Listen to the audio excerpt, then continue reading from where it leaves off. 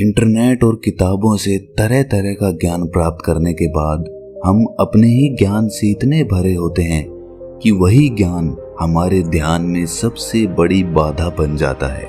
इस कहानी को आखिर तक सुनकर आपको जरूर ये एहसास होगा कि अपना ज्ञान खाली करना कितना आवश्यक होता है। दोस्तों, इससे पहले कि आप कहानी में खो जाएं, इस चैनल को सब्सक्राइब जरूर कर लें। तो चलिए कहानी शुरू करते हैं। ये कहानी 4 स्त्रियों की है जो आत्मज्ञान पाने के लिए भिक्षुई बनना चाहती थी। वो स्त्रियां काफी गुरुओं के पास जाती है, लेकिन कोई भी उन्हें दीक्षा नहीं देता। फिर उन स्त्रियों को एक ऐसे गुरु के बारे में पता चलता है जो इन सब गुरुओं से बिल्कुल अलग था, क्योंकि उनका किसी को भी शिष्य बनाने का तरीका बेहद अनूठा था। वो सबको शिष्य बनाने के लिए तैयार होते थे, चाहे कोई स्त्री हो या पुरुष। लेकिन वो सभी को शिष्य बनाने से पहले उनसे एक प्रश्न पूछा करते थे। वो चारों स्त्रियां बहुत ही आशा के साथ उस गुरु के पास जाती है। उनके पास पहुंचकर वो उन्हें प्रणाम करती हैं। तब वो गुरु उनसे आने का कारण पूछते हैं। तब वो चारों स्त्रियां कहती हैं कि गुरुदेव, हमने अपने जीवन में मन की शांति खोजी, लेकिन वो शांति हमें कहीं नहीं मिली, जिसकी तलाश में हम ना जाने कब से कहां कहां उसके लिए भटक रहे हैं। हम आपसे दीक्षा लेकर भिक्षुई बनना चाहती हैं और परम सत्य की खोज में लगना चाहती हैं।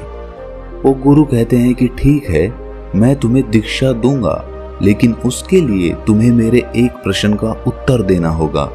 यदि तुम इस प्रश्न का उत्तर नहीं दे पाती तो मैं तुम्हें दीक्षा नहीं दूंगा। प्रश्न बहुत सरल है, क्या तुम तैयार हो? तब वो चारों स्त्रियां कहती हैं कि ठीक है गुरुदेव, हम तैयार हैं। वो गुरु कहते हैं कि ठीक है, फिर तुम चारों में से जो सबसे पहले उत्तर देना चाहती है वो यहाँ रुके, बाकी सब कुछ दूर पर जाकर खड़ी हो जाओ, ताकि वो ना तो प्रश्न सुन सके और ना ही उत्तर। तब गुरु पहली स्त्री से प्रश्न करते हैं कि मान लो कि तुम एक नाव में हो जिसमें 20 पुरुष हैं और तुम अकेली स्त्री हो। वो नाव समुद्र में खो गई है, दूर दूर तक कोई किनारा नजर नहीं आ रहा। अचानक तुम लोगों को एक अनजान टापू दिखता है। तुम लोग उस टापू की तरफ धीरे धीरे बढ़ने लगते हो। तुम ये बात जानते हो कि उस नाव में 20 पुरुष हैं और तुम अकेले स्त्री हो, और तुम सोच रही हो कि उस अनजान टापू पर पहुंचने के बाद तुम्हारे साथ क्या होगा। तब वो गुरु उस स्त्री से पूछते हैं कि तुम बताओ, उस परिस्थिति में तुम क्या करोगी?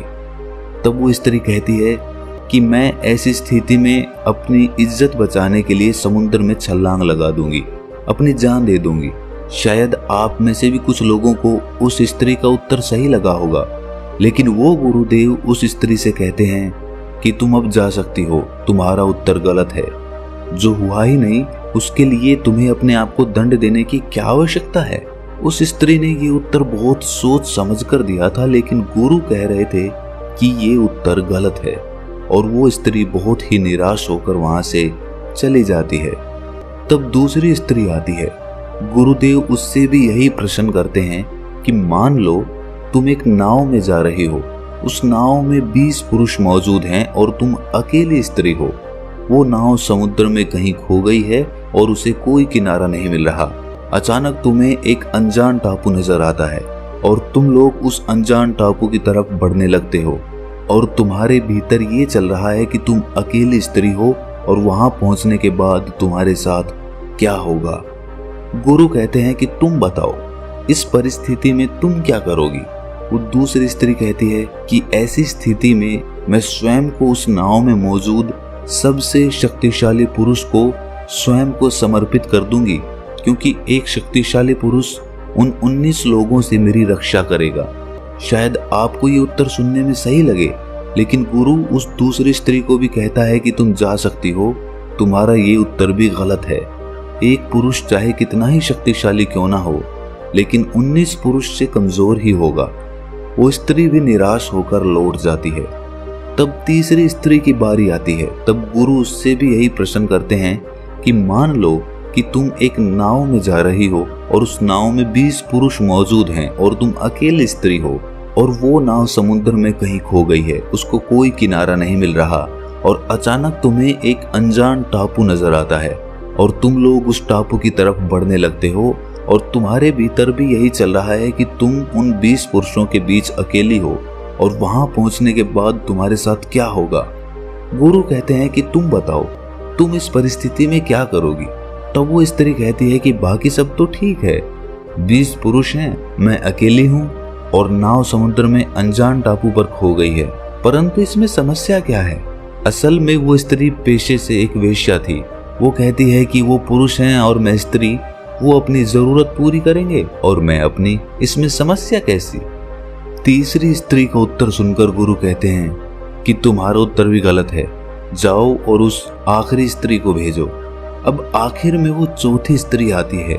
गुरुदेव उससे भी वही प्रश्न करते हैं कि मान लो कि तुम एक नाव में जा रही हो और उस नाव में 20 पुरुष मौजूद हैं और तुम अकेली स्त्री हो। वो नाव समुद्र में कहीं खो गई है, उसे कोई किनारा नहीं मिल रहा। अचानक तुम्हें एक अनजान टापू दिखाई देता है और तुम लोग उस टापू की तरफ बढ़ने लगते हो और तुम्हारे भीतर ये चल रहा है कि तुम उन 20 पुरुषों में एक अकेली स्त्री हो और वहां टापू पर पहुंचने के बाद तुम्हारे साथ क्या होगा। तुम बताओ, इस विपदा की स्थिति में तुम क्या करोगी। वो चौथी स्त्री अपने दोनों हाथ जोड़कर सर झुकाकर कहती है कि पता नहीं, मैं उस समय उस स्थिति में क्या करूंगी। तब गुरुदेव कहते हैं कि फिर जानने के लिए तैयार हो जाओ। जिसके पास पहले से ही कोई बनावटी उत्तर नहीं है, वही सच्चा उत्तर खोज सकता है। वो गुरु उस स्त्री को दीक्षा देते हैं और वो स्त्री परम सत्य की खोज में लग जाती है। एक बार एक आदमी किसी महात्मा से पूछता है कि महात्मा जी, मेरे जीवन में सब सुख सुविधाएं हैं, सब कुछ है, लेकिन फिर भी मैं दूसरों से ईर्ष्या क्यों करता हूँ। मेरे मन में ये ईर्ष्या का भाव क्यों पैदा होता है। वो महात्मा कहते हैं कि क्या तुम सच में अपने भीतर से ये ईर्ष्या का भाव खत्म करना चाहते हो। वो व्यक्ति कहता है कि जी महात्मा, मैं अपने जीवन से पूरी तरह से ये ईर्ष्या का भाव खत्म करना चाहता हूँ, क्योंकि इस ईर्ष्या ने मेरे जीवन को नरक बना रखा है। ये सुनकर वो महात्मा कहते हैं कि तुम्हारी सबसे बड़ी सफलता यही है कि तुम स्वीकार कर रहे हो कि तुम्हारे भीतर ईर्ष्या है। बहुत से लोग तो ये स्वीकार ही नहीं करते हैं। वो ये तो देखते हैं कि उन्हें पीड़ा है, लेकिन ये पीड़ा किस बात की है, किस कारण है, ये नहीं देख पाते हैं। वो महात्मा उस व्यक्ति से पूछते हैं कि ये बताओ कि जब तुम किसी गरीब को देखते हो तो तुम्हारे भीतर क्या भाव उत्पन्न होता है। वो आदमी कहता है कि दया का भाव। फिर महात्मा उससे पूछते हैं कि यदि तुम किसी अमीर और धनवान आदमी को देखते हो तो तुम्हारे भीतर क्या भाव उठता है। वो आदमी कहता है कि जब मैं किसी अपने जैसे धनवान आदमी को देखता हूँ तो मेरा मन कहता है कि मैं उससे और अधिक धन कमाऊं और अमीर बन जाऊं। तब महात्मा पूछते हैं कि यदि सामने वाला आदमी तुमसे अधिक धनवान हो तो तुम्हारे भीतर क्या भाव उठता है। तब वो आदमी कहता है कि तब मुझे लगता है कि मैं कैसे भी करके स्वयं से उसे पीछे छोड़ दूं, उसे आगे ना बढ़ने दूं। फिर वो महात्मा कहते हैं कि जब तुम उस सामने वाले आदमी की बराबरी नहीं कर पाते तब तुम्हारे मन में क्या भाव आता है। वो आदमी कहता है कि तब मुझे उस आदमी से ईर्ष्या होने लगती है। तब वो महात्मा कहते हैं कि बस इसी तरह ईर्ष्या का जन्म होता है। ईर्ष्या का अर्थ होता है अधूरापन। जब तुम्हें ये लगने लगे कि सामने वाले के जीवन में कोई कमी नहीं है तब तुम उस आदमी से ईर्ष्या करने लगते हो, क्योंकि तब तुम्हें लगता है कि उसके पास तुमसे कुछ ज्यादा है, जबकि उसके अंदर भी ये ईर्ष्या का भाव किसी और के प्रति उठता है।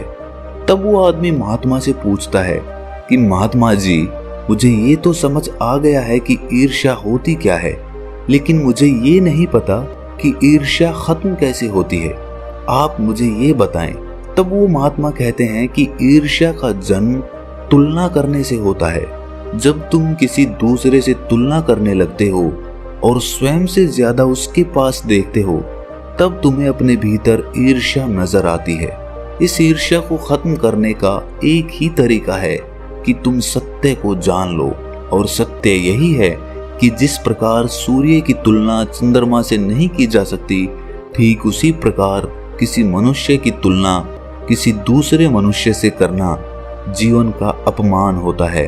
क्योंकि जो आदमी अपनी तुलना किसी दूसरे के साथ करता है वो स्वयं का अपमान कर रहा होता है, अपनी सांसों का अपमान कर रहा होता है जो उसे मिली है।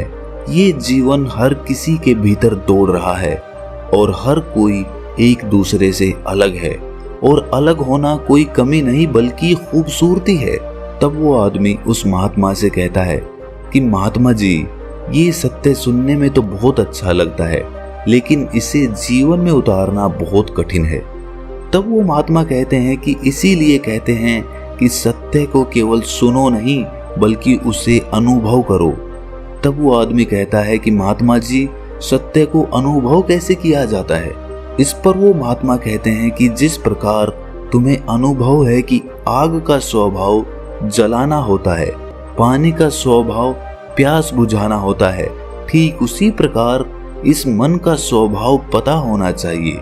तुम्हें पता होना चाहिए कि ये मन कब किस प्रकार की चाल चलता है, क्योंकि ये मन ही है जो तुम्हें किसी और से तुलना करने पर मजबूर करता है, किसी से ईर्ष्या करने पर मजबूर करता है। वो आदमी उस महात्मा से पूछता है कि महात्मा जी, इस मन का स्वभाव कैसे पता चलेगा? तब वो महात्मा कहते हैं कि ध्यान के द्वारा। ध्यान ही एकमात्र ऐसा रास्ता है जिस पर चलकर आप अपने मन के भाव समझ सकते हो। इस पर वो आदमी कहता है कि परंतु ध्यान करना तो बहुत कठिन है। तब वो महात्मा कहते हैं कि ध्यान करना तो कठिन है, लेकिन उसे होने देना बहुत सरल है। वो आदमी कहता है कि महात्मा जी, ध्यान होने देने का क्या अर्थ है? वो महात्मा कहते हैं कि जब तुम ध्यान करने का प्रयास नहीं करते हो तब ध्यान खुद ब खुद होता है, जिस प्रकार सांसें खुद ब खुद चलती हैं। वो महात्मा उस आदमी से कहते हैं कि क्या तुम बिना कुछ किए एक जगह बैठ सकते हो? तब वो आदमी कहता है कि मैं बैठ सकता हूँ। वो महात्मा कहते हैं कि बस ध्यान के लिए इतना ही प्रयास चाहिए, बाकी उसके भीतर जो भी होता है उसे उसके हाल पर छोड़ दो। यदि तुमने इतना ही कर लिया तो ध्यान तुम्हारे लिए आसान होगा। ध्यान रहे, ध्यान तुम्हें करना नहीं है, उसे बस होने देना है।